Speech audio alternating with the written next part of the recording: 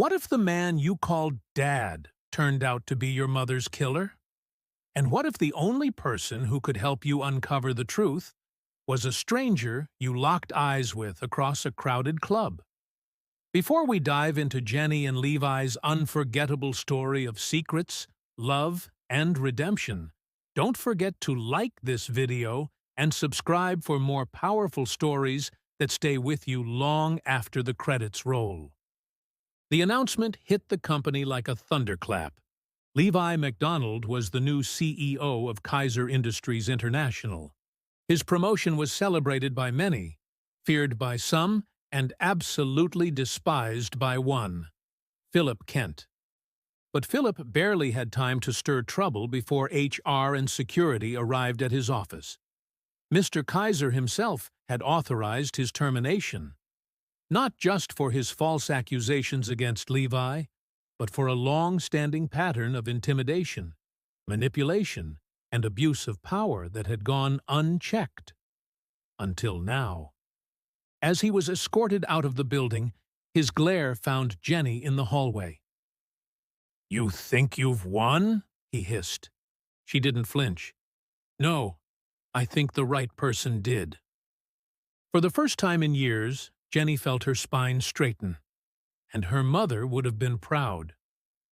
Over the next few weeks, Levi took the reins of the company with grace, humility, and strength. He asked Jenny to stay in her current role for now, not out of favoritism, but because you earned it without anyone's name attached. Jenny respected him all the more for it. And when the board applauded his vision and restructuring plans, it was clear the company had stepped into a new era. But even as her professional world stabilized, Jenny's personal journey was only beginning. John Kaiser invited her to lunch at his estate. This time, just the two of them. He showed her photos of her mother in her 20s, letters he'd written that were never answered, and even an old engagement ring he had once intended to give Evelyn. "I don't know why she disappeared," he said quietly, "but I've asked private investigators to dig into what happened during the year she left me. If she was running, I want to know from what." Jenny clutched the necklace that had started it all. "She never told me. But maybe now I'm ready to find out?" And she was. With Levi beside her, she began revisiting places her mother had lived: old neighbors, a counselor's office still standing, even her college records. The more Jenny uncovered, the more the pieces began to fit, though painfully so. Her mother hadn't disappeared to hurt John Kaiser. She had been forced into silence. After becoming pregnant with Jenny, Evelyn had tried to contact John. But Peter Sowers, the man she'd been in a toxic, on-again, off-again relationship with, found out.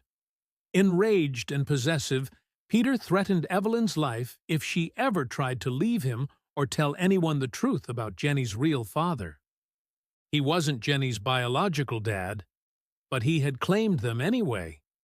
Manipulated Evelyn, controlled her, isolated her. And when Jenny was just a baby, Peter had forced Evelyn to move across the country with him, cutting off all ties. Evelyn had lived in fear, raising Jenny under the false pretense of family, trying to protect her from the man who would beat her and eventually kill her. The horror of it all twisted in Jenny's stomach. But beneath it was something else, too. Clarity. Her mother hadn't left John Kaiser. She had been stolen from him and had spent the rest of her life protecting Jenny the only way she knew how. And now, Jenny could finally step into the truth her mother never had the chance to live. Jenny stood at the back of the courtroom, her breath shallow. It had taken months of investigation, interviews, and piecing together the past. But now, Peter Sowers stood in front of a judge, shackled and sunken, awaiting sentencing for the murder of Evelyn Taylor. And Jenny? She was no longer the girl who once feared him. She was her mother's daughter, with steel in her spine and Levi's hand steadying hers. When the judge offered victims the chance to speak, Jenny rose. She stepped forward, slow, deliberate, until she faced the man who had haunted her every memory without her even realizing it. "You wore the mask of my father," she said, voice clear. "But you were never one. You destroyed my mother's life. You tried to control mine. But you don't get the last word anymore. She protected me. She saved me. And I'm standing here, free, because she never stopped fighting. And now I won't either." Peter never looked at her, and Jenny didn't need him to. The gavel fell. Life without parole. The chapter was over. That evening, as the courthouse emptied, Levi wrapped her in his arms just outside the steps. "You did it," he whispered. "You honored her." Jenny leaned into him. "I feel like I can finally breathe." "Then, let's build something beautiful out of everything they tried to destroy." 2 weeks later, Jenny walked through the glass doors of Kaiser Industries International, not just as Levi's partner, but as something more. John Kaiser had offered her a senior role in the company, one that honored her education, her passion, and her lineage. And she accepted, not for the money, not even for the legacy, but because she knew she could make a difference.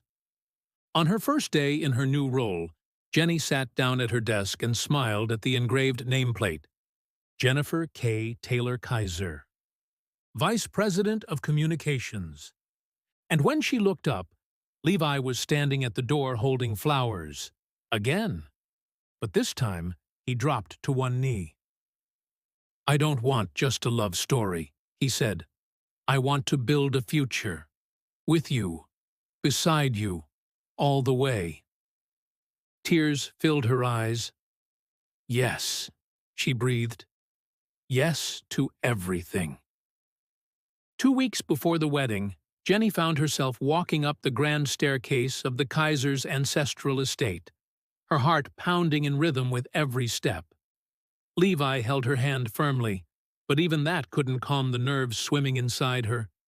She was about to meet the rest of the Kaiser family, cousins, uncles, dignified aunts with sharp eyes and soft voices, all curious to see the woman John Kaiser had claimed as his long-lost daughter. But instead of judgment, Jenny was welcomed with open arms. The room erupted into warm smiles, affectionate hugs, and heartfelt toasts.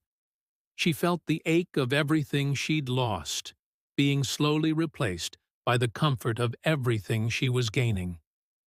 For the first time in her life, Jenny didn't feel like an outsider. She felt like she had come home. Their wedding was held in a garden under the stars, with John walking Jenny down the aisle and Dawn giving the loudest cheers. The past hadn't broken her. It had refined her. Jenny had found justice. She had found the truth. And most of all, she had found a love that healed. As the night faded into quiet, Jenny stood alone on the balcony of their honeymoon suite, the wind gently brushing through her hair as stars blinked overhead. Her hands rested on her heart, full and aching in the best way. Tears welled in her eyes, not from pain, but from overwhelming gratitude. "Thank you, God," she whispered into the silence, "for saving me, for giving me truth when all I knew was lies, for my mother's strength, for my real father's love, and for Levi, who saw me, chose me, and helped me believe again." She had walked through fire, but she hadn't been consumed. She had cried in secret, but joy had come in the morning. And now, with every beat of her heart, she carried proof of something she once thought impossible: redemption. She turned toward the suite, where Levi waited for her with arms always open, and smiled. This was her beginning, and this time it was written in grace. 2 years later, the quiet that once filled the mansion was replaced by the sound of 3 tiny heartbeats. Jenny sat propped up in a hospital bed, tears of joy streaming down her cheeks as she cradled her newborn triplet sons, each a perfect blend of her and Levi. John Kaiser stood by the window, his silver hair catching the sunlight, wiping his eyes without shame. He held one of the boys gently in his arms, whispering a promise to always be there. "Your mother was the miracle I never knew I'd get back," he said softly to the infant. "And now you 3. You're the legacy she brings." Levi leaned down and kissed Jenny's forehead, and in that moment, surrounded by love, redemption, and new life, Jenny knew that every tear, every heartbreak, and every shadow she had walked through had led her here, to joy beyond imagining. For Jenny and Levi, this journey has been one of healing old wounds, discovering new truths, and finding a love stronger than any challenge. In the end, justice prevailed, and they learned that family isn't just what you're born into. It's who you choose to fight for. Their story leaves us with hearts full of hope, reminding us that even the darkest night can lead to the brightest dawn. If Jenny and Levi's story touched your heart, please subscribe and join us again for more inspiring stories. Tell us in the comments which part touched you the most. Hit the notification bell so you never miss a moment. Thank you for watching, and we'll see you in the next one.